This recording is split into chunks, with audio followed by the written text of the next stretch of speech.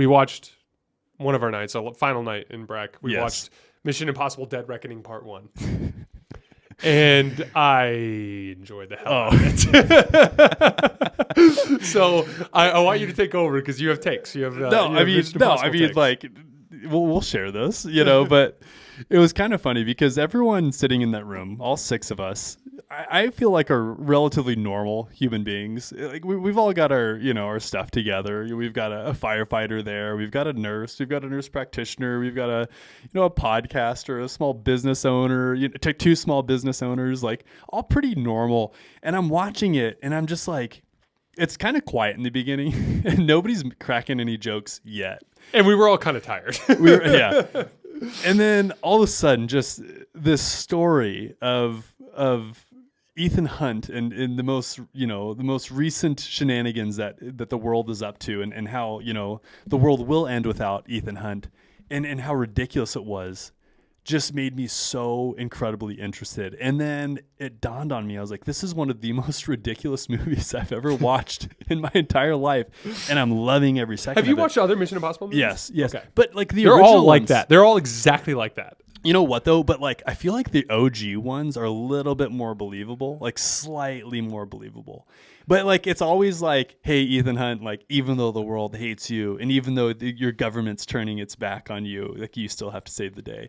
But it's such a compelling storyline somehow. And it's so ridiculous because it somehow balances along this wire of absolute ridiculous shit going on versus it being done super, super well somehow. It's like, everyone who was there, Tom Cruise, all the producers, everyone that was working each scene took their job of making a ridiculous movie very seriously.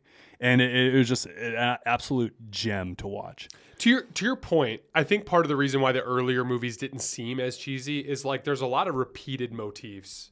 Yeah. So for instance, like at the beginning of Dead Reckoning, there's a scene where there's a nuclear device on what was it on again?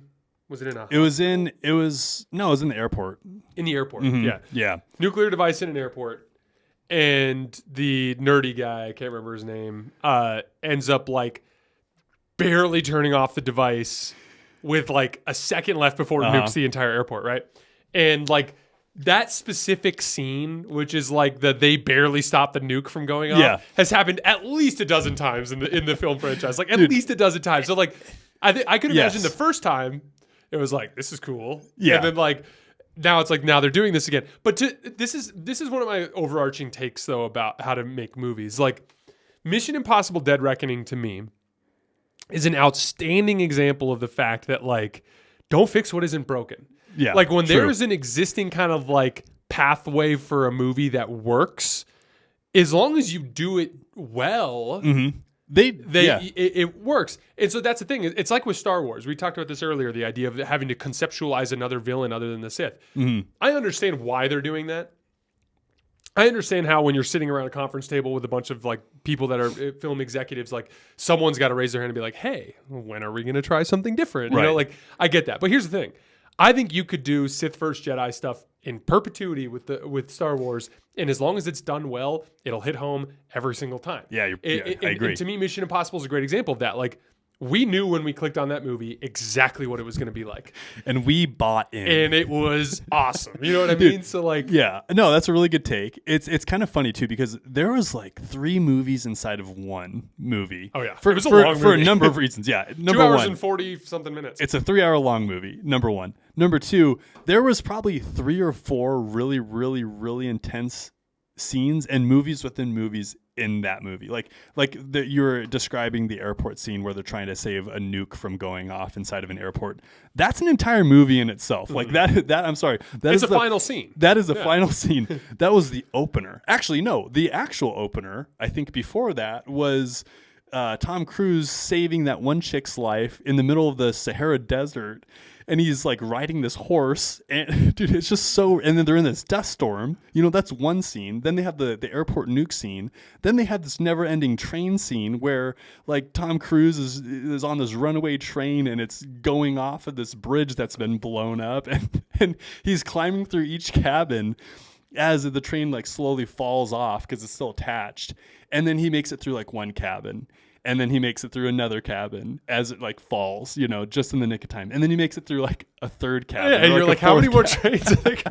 It's like Fast and the Furious in that scene where like they have the never ending like runway for the plane. It's like literally like that. I'm just like, this could be a 45-minute long movie of Tom Cruise making it through cabins that are falling. Yeah, I off a remember cliff. being like, what if the next was just full of animals and there's just like a giraffe walking around? But I want to go through all of like the classic Mission Impossible motifs. So like, first of all, if Tom Cruise is ever not in a scene, he's actually in the scene. Okay, like that's rule number one. Like if you're in a scene and shit's going down and Ethan Hunt's not there, he's actually there wearing someone else's face. Yeah, and there's the guy there's this guy like because that's another. This is a motif that or I don't even know if I'm using the right word there, but there's this like kind of theme that you see in a bunch of other. That's a good word.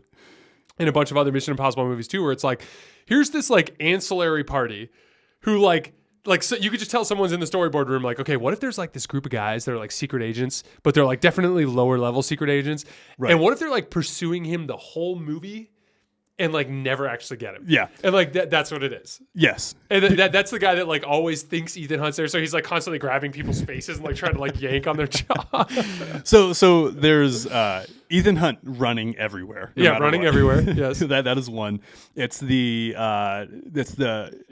extreme ability to just make anybody look like anybody with a briefcase that makes perfect mask replicas of anybody that until you the want. AI can break it. Yes, until the AI. But half the time the mask making thing doesn't work. Yeah, that's right. That's the thing that's happened in a bunch of the movies. It's like, oh shit, this time we can't. They hide put Ethan I Hunt. know they put a lot of like faith in that little machine that always breaks down. Right.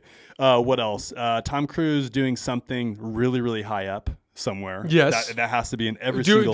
There has to be some sort of crazy Tom Cruise stunt in every movie. This one was the flying off of the ramp. Yes, a nice classic is not just a car scene, but like a motorcycle car scene. Yes, and then like what you were talking about, like the script could have been written with like maybe 2 or 3 groups. Like no, like there's a 4th and a 5th group. Yeah, there's all these other entities. It's like, oh, here's this crazy assassin chick who actually is going to end up being on a good guy at the end. Like, I know. And then like what we talked about, some sketchy person working in the government. Yep. So yeah, there's always somebody dirty working in the government. There's damsel in distress is a big one. Tom Cruise is always saving some chick, just and fully committed. Remember to there was chicks the scene that where he does not showed know. they like showed him like looking back and like seeing all the women he's lost in Oh, his I know. life. I'm not losing this one. The one that he's literally known for like 15 minutes. Yeah, like, yeah, the one that he's known for 15 minutes is now passionately in love with. Yeah. And then, how could you not have Rome and Venice in an action movie like that? Like that's just an action classic. Yeah, not even Mission Impossible. I wonder that's if just an there's- absolute classic. I wonder if there's a somewhere in Los Angeles where they like built a bunch of Roman streets to like do car chase scenes Dude, down. I think that was Rome and I think that was Venice because I've been to both and they nailed it. Like that is exactly how Rome looks. That's how they do it in the movies though, Luke. Yeah. Like, no, I'm serious. Like, they had to have been there. No, because there was, this is going to sound crazy, but there was a staircase that they were driving down in the movie. And I was like, I've 100% been there. So you think that they just were like, who cares if they fuck up the staircase? We're just going to I don't think they're cars down actually it. launching cars down these staircases. I think they're filming and like probably And CGI-ing editing some cars. Unless they like really cared about making that staircase look like the way I remember it. Which, who knows? I think they were in Rome. They were in Rome, Jay. I feel like I've Viewers seen tell a us. half dozen movies. Well, here's the other thing too. What if there's actually a movie studio over there, like in Europe, where they do some of this stuff? Do some car chasing, just stuff. The baffled police officers that can never catch Tom Cruise. Yeah, baffled police officers that can never catch Tom Cruise. That's a big one. No matter how many there are. There's always a nifty gadget of some sorts. Yes. There's plenty of but it's just crazy because like I feel I'm trying to think if there's like another movie franchise that kind of fits this bill for me. Born Supremacy. Born Identity. Born Identity is a big one like that too. Gosh, I feel like I'm blanking on a big James one. Bond. I'll give you an 007. example. A Pixar movie. Mm-hmm. Every time there's a Pixar movie, and I get roped into watching it for one reason or another, like, oh, all of our friends are over and like, hey, we want to watch this, but it's like, we don't want to watch something too dark. Okay, let's watch, what's the one with the emotions in the head? Oh, not Elemental. It's I know exactly what you're talking Soul? about. No, Soul. not but Soul. but Soul's a good example. Let's talk about Soul. Like I remember watching Soul when it came out, and it's like I remember when I sat down in front of the TV, I was like, I may not be particularly interested in this movie from like an anticipation standpoint, but like I know I'm going to sit here for 2 hours and I'm going to enjoy myself. Oh, I'm going they to laugh a know how to lot. hook you. Yeah, they know how to hook you. Like that's the way I feel when I sit down to watch a Mission Impossible movie. Like Yeah. last day of the ski trip, just had a great day skiing. We're all sober because we're all completely just done drinking forever. And after the first couple of nights of the trip, and like we're sitting there, and I'm like, this is just gonna be fun. Like this is gonna be a fun movie. Like I know this is gonna be a good movie. And it was a blast. Everyone loved it. Like Mm-hmm. consistently, every person in that room was like, that movie was absolutely ridiculous, and I loved it. We would also be remiss if we didn't talk about Tom Cruise Oh yeah, and Thomas, Tomathan. Timmy. Tom Cruise is the definition of a dude who understands what he's good at. Yes. It's like I have to play Running. the same character in every, like, because even when I look at some of the other stuff he's done, like Live, Die, Repeat is a great example too. Like he always he can capture this like super intense, like very emotionally invested in the outcome of whatever's going on type of vibe. Right. And then the dude's just legitimately a great stunt double. He is a stunt Yes. double and actor combined into one. Tom Cruise is an absolute badass, and it's funny because he is in these cheesy action movies, but I will go out on a limb and say Tom Cruise is actually a fabulous actor. He's great. Yeah, I mean, at least at that kind of role. I wonder if he could do another role. It would be weird to see Tom Cruise in like a rom-com where he's like funny. Oh my gosh, dude! Has he been in a rom-com? I don't know. He tell us if he has. If you I feel know, like because like what we'll Top, watch Top it. Gun, We will do a super review. intense guy. If Tom Cruise has been in a rom-com, we will watch it and we will review. Yeah, I want to hear about a Tom Yeah. Cruise rom-com. But like Top Gun, he's super intense guy who's kind of badass and does his own stunts. Like Yeah. Live, Die, Repeat, same thing.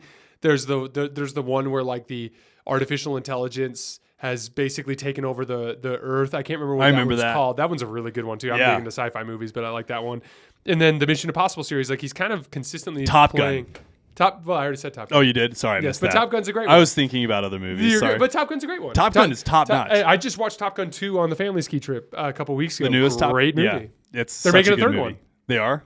Yeah. Yeah. I thoroughly enjoyed that. Shout out Thomas Tom Cruise.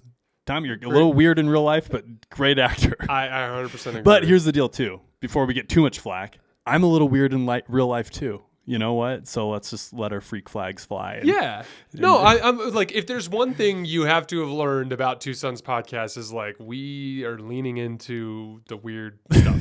like I don't know what to tell you. Like we have a podcast about Star Wars. When I'm doing the dishes, I'm listening to Thrawn for the fourth time. Yeah, like, right. That's just Exactly. We're like oddly into Sith shit.